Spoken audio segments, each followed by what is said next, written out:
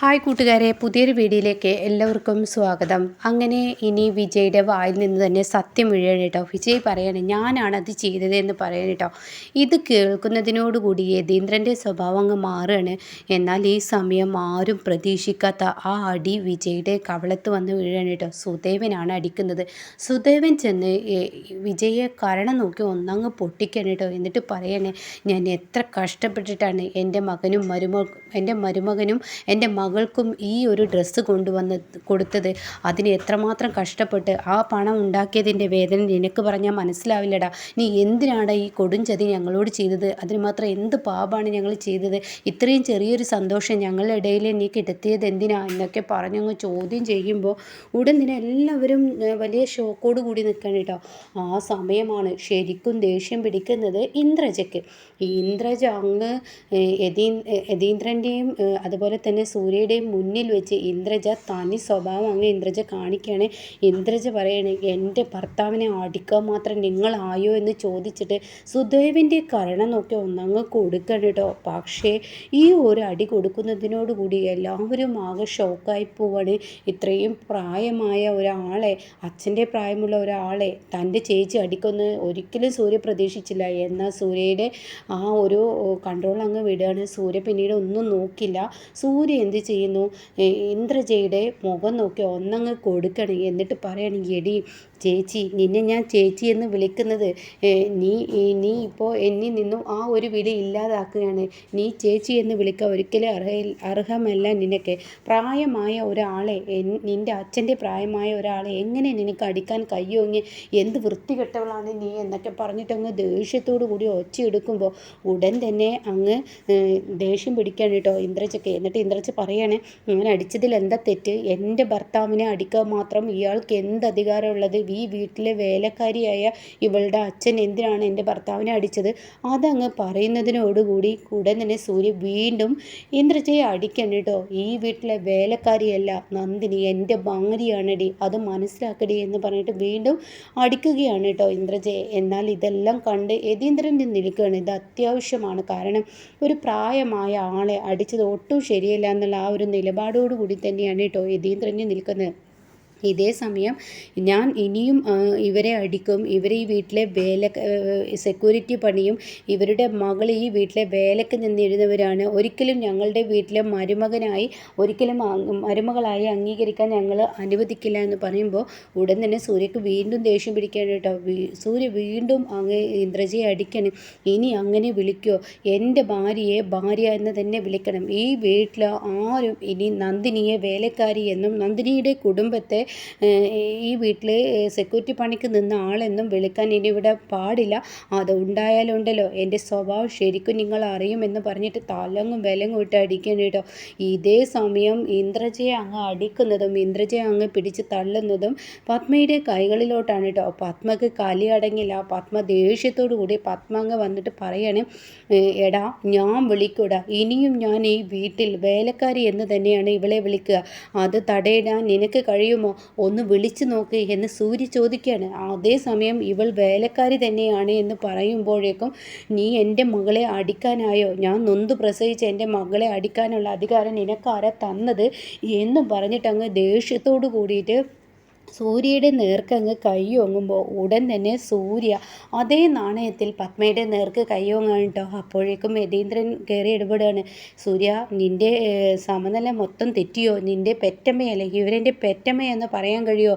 നന്ദിനിയുടെ അച്ഛനെ അച്ഛൻ്റെ മകൾ എല്ലാവരുടെയും കൺമുന്നിലിട്ട് അടിക്കുമ്പോൾ എൻ്റെ ഭാര്യയെ വേലക്കാരി എന്ന് പറഞ്ഞ് ഉപമിക്കുമ്പോൾ അച്ഛനെന്നും പറയാനില്ലേ? പത്മ, നീ ഒന്ന് അടങ്ങുന്നുണ്ടോ? ആവശ്യമില്ലാത്ത പ്രശ്നം പത്മ നീ ഇവിടെ ഉണ്ടാക്കല്ലേ. അപ്പോഴേക്കും പത്മ പറയണേ, ഞാൻ ഉണ്ടാക്കുന്നതിൽ എന്താ തെറ്റ്?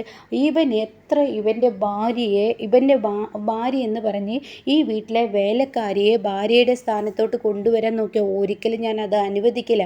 അപ്പോഴേക്കും സൂര്യക്ക് ദേഷ്യം പിടിക്കാൻ കേട്ടോ. സൂര്യ പറയണേ, എനിക്ക് കലിയടങ്ങാൻ കഴിയുന്നില്ല. ഞാൻ എൻ്റെ അമ്മയാണെന്ന് നോക്കില്ല, എൻ്റെ സമനില തെറ്റുന്നു, ഇവരെ മനഃപൂർവ്വം എന്നെ ദേഷ്യം പിടിപ്പിച്ചും കൊണ്ടിരിക്കില്ല, ഇവരുടെ പ്രവൃത്തി കണ്ടില്ലേ എന്ന് പറഞ്ഞിട്ട് സൂര്യ വീണ്ടും പത്മയെ അങ്ങ് അടിക്കാൻ ഒരുങ്ങുമ്പോഴേക്കും ആരും പ്രതീക്ഷിക്കാത്ത ആ ഒരു നിലവിളി അങ്ങ് സുദേവൻ അങ്ങ് കരയാണ് കേട്ടോ. അയ്യോ എന്തൊരു ജീവിതമാണിത്, അയ്യോ എനിക്ക് വയ്യേ, എനിക്ക് തലക്ക് ഭ്രാന്ത് പിടിക്കുന്നേ, അയ്യോ ഇതൊന്നും കണ്ടു നിൽക്കാൻ എനിക്ക് കഴിയുന്നില്ലേ ഈശ്വര, എൻ്റെ കുഞ്ഞിൻ്റെ ജീവിതം ഞാൻ തന്നെയാണല്ലോ നായ നക്കിയതുപോലെ ആക്കിയത് ഈശ്വര, എനിക്ക് പറ്റുന്നില്ലല്ലോ എന്നൊക്കെ പറഞ്ഞിട്ട് അലറി വിളിച്ച് കരയാണ് കേട്ടോ സുദേവൻ. സുദേവൻ്റെ കരച്ചിൽ കാണുന്ന എല്ലാവരും സുദേവനെ നോക്കി നിൽക്കുകയാണ്. ഇതേ സമയം സൂര്യ വന്നിട്ട് ചോദിക്കുകയാണ്, അച്ഛൻ എന്തിനാ ഇങ്ങനെ കരയുന്നത്? അയ്യോ പൊന്നുമോളെ, പൊന്നുമോളെ ഈ അച്ഛനോട് ക്ഷമിക്കണമെന്ന് പറഞ്ഞ് നന്ദിനിയുടെ അരികത്തോട് ഓടി ചെല്ലണം കേട്ടോ സുദേവൻ. എന്നിട്ട് സുദേവൻ പറയണേ, മതി മോളെ, ഇനി നിനക്ക് ഈ ജീവിതം, ഈ അച്ഛനാണ് നിന്നെ ഇവിടെ പിടിച്ചു നിർത്തിയത്. പല പ്രാവശ്യം എൻ്റെ മോള് എന്നോട് ഈ വീട്ടിൽ നിൽക്കുന്നില്ല, ഞാൻ അച്ഛൻ്റെ കൂടെ പോരട്ടെ, അവിടെ ഉള്ള സുഖത്തിൽ നമുക്ക് എല്ലാവർക്കും ജീവിക്കാം എന്ന് പറഞ്ഞ് എൻ്റെ മോള് എത്രയോ തവണ എന്നോട് ആവശ്യപ്പെട്ടിട്ടുണ്ട്. അന്നൊക്കെ ഞാൻ ഇവളോട് പറഞ്ഞത്, നീ ഇവിടെ നിൽക്ക് മോളെ, നമുക്ക് ഒരുപാട് രക്ഷകരായി നിന്നത് ഈ പറയുന്ന വലിയ സാറും അതുപോലെ തന്നെ അവരുടെ മകനുമാണ്. അപ്പോൾ അവരുടെ കുടുംബത്തിന് വേണ്ടി, അവരുടെ മകൻ ഒരു നല്ല വഴിക്ക് എത്താൻ വേണ്ടി, അവരുടെ കള്ളുകുടി നിർത്താൻ വേണ്ടി നീ കൊണ്ട് പറ്റുന്ന സഹായം നീ ചെയ്തു കൊടുക്കുക എന്നൊക്കെ എൻ്റെ മോളോട് ഞാൻ ഒരുപാട് തവണ ഞാൻ പറഞ്ഞു. ഇനി വേണ്ട മോളെ, ഇവർക്ക് വേണ്ടി നീ ഒരു സഹായം ആർക്കും നീ ചെയ്യേണ്ട. ഇങ്ങനെ നരകതുല്യമായി ജീവിക്കുന്ന ഈ വീട്ടിൽ എല്ലാവരും എൻ്റെ മോള് വീഴാൻ വേണ്ടി എൻ്റെ മോളെ ഇട്ട് ഉപദ്രവിക്കുന്ന ഈ വീട്ടിൽ ഇനി എൻ്റെ മോള് നിൽക്കേണ്ട, അതുകൊണ്ട് പോരെ മോളെ, ഇനി ഇവിടെ നിൽക്കേണ്ട എന്ന് പറഞ്ഞ് വീണ്ടും അങ്ങ് വിളിക്കുമ്പോൾ ഉടൻ തന്നെ ആ ഒരു വിളി കേൾക്കുമ്പോൾ നന്ദിനി ആകെ ഭയപ്പെടുകയാണ് കേട്ടോ. എന്നിട്ട് നന്ദിനിയുടെ കയ്യിലങ്ങ് കയറി സുദേവൻ പിടിക്കുകയാണ്. വാ മോളെ, ഇനി നമുക്ക് ഇറങ്ങാം. അമ്മ, ഇനി നമ്മുടെ മകളെ ഇവിടെ നിർത്തി കൊടുക്കണ്ട. ഇവരെ പോലെ എന്നാ പറയേണ്ടത്, എന്ത് പറഞ്ഞാലും അത് മതിയാവില്ല. അത്രയും ചെന്നായ്ക്കളുടെ ഒരു നടുവിലാണ് എൻ്റെ കുട്ടിയെ ഇട്ട് കൊടുക്കുന്നത്. അതൊരിക്കലും ഇനി നടക്കത്തില്ല എന്ന് പറഞ്ഞിട്ട് സുദേവൻ തൻ്റെ മകളുടെ കൈ പിടിച്ച് അങ്ങ് അവിടുന്ന് വലിച്ചു കൊണ്ടുപോകുമ്പോൾ ശരിക്കും ഞെട്ടിപ്പോവാണ് കേട്ടോ സൂര്യയും അതുപോലെ യതീന്ദ്രനും. എന്നാൽ സൂര്യയെയും യതീന്ദ്രനെയും എല്ലാവരെയും ഞെട്ടിപ്പിച്ചും കൊണ്ട് നന്ദിനി പറയാണ്, വേണ്ട അച്ഛാ, എന്നെ വിട് എന്ന് പറയണേ. ഇത് കേൾക്കുന്ന സുദേവൻ ചോദിക്കണേ, എന്താ മോളെ നീ പറയുന്നത്? അതെ അച്ഛാ, അച്ഛൻ ഈ പറഞ്ഞ ഈ വിളി ഒന്നല്ലെങ്കിൽ 1-2 മാസം മുന്നേ എന്നെ വിളിക്കുകയായിരുന്നെങ്കിൽ ഞാൻ പിന്നീട് ഒന്നും നോക്കില്ല, പെട്ടെന്ന് ഇവിടെ നിന്നും പടിയിറങ്ങിയിരുന്നു. പക്ഷേ ഈ സമയം എനിക്ക് വരാൻ കഴിയില്ല. അതെന്താ മോളെ നീ വരാത്തത്? നീ എന്തിനാണ് ഇവറ്റങ്ങളുടെ കൂടെ ജീവിക്കുന്നത്? നീ പോരെ, ഇനി ഇവർക്കിടയിൽ പിച്ച് ചീന്താൻ ഞാൻ എൻ്റെ മോളെ ഇട്ട് കൊടുക്കില്ല. മോള് വാ എന്നൊക്കെ പറയുമ്പോൾ നന്ദിനി പറയണം, അച്ഛനോട് ഞാൻ പറഞ്ഞല്ലോ 1-2 മാസം മുന്നേ അച്ഛൻ എന്നെ വന്ന് വിളിക്കുകയാണെങ്കിൽ അച്ഛൻ്റെ കൂടെ ഞാൻ പിന്നീട് ഒന്നും നോക്കില്ല, പാട്ടും പാടി ഞാൻ ഇറങ്ങി വന്നിരുന്നു. പക്ഷേ ഇപ്പോൾ എൻ്റെ ജീവൻ രക്ഷിച്ച, എനിക്ക് ചൊള്ള ബാധിച്ചപ്പോൾ എൻ്റെ ജീവൻ രക്ഷിച്ച സൂര്യസാറിനെ വിട്ട് എനിക്കൊരിക്കലും ഇറങ്ങി വരാൻ കഴിയില്ല അച്ഛാ.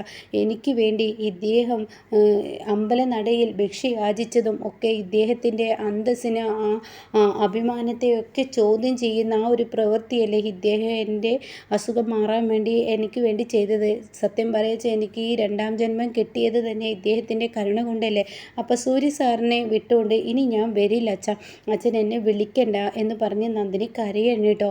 ആ സമയം പത്മ പോലും ചെറുതായി പോകണം കേട്ടോ. പത്മക്ക് പിന്നീട് അവിടെ നിൽക്കാൻ കഴിയില്ല, എനിക്ക് സൂര്യ സാറിനെ വിട്ട് വരാൻ കഴിയില്ല എന്ന് നന്ദിനി പറയുന്ന ആ വാക്ക് കേട്ട് പത്മ പോലും ഞെട്ടലോടുകൂടി നിൽക്കണം കേട്ടോ. പിന്നീട് ഒന്നും നോക്കില്ല, പത്മ പെട്ടെന്ന് അവിടെ നിന്ന് അങ്ങ് പോവുകയാണ്. ഇതേ സമയം നന്ദിനിയുടെ ആ വാക്ക് കേട്ട് യതീന്ദ്രൻ്റെ കണ്ണുകൾ നിറയാണ് സന്തോഷം കൊണ്ട്. യതീന്ദ്രൻ അവിടെ നിന്ന് ഇറങ്ങിപ്പോവാണ്.